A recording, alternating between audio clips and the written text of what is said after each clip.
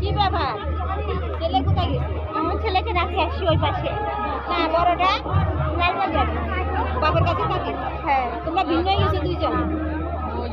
ভিন্ন না বা বলতে গেলে ভিন্ন। ও যায় না ভিন্ন না বা বলতে গেলে ভিন্ন। আসো ও বাবা আসে আসে না তাহলে আবার কেন কি হয়েছে তোমার সাথে? কিছু হয়নি, টাকা চাই টাকা দিতে পারি না, ব্যাস। ও টাকা লাগবে।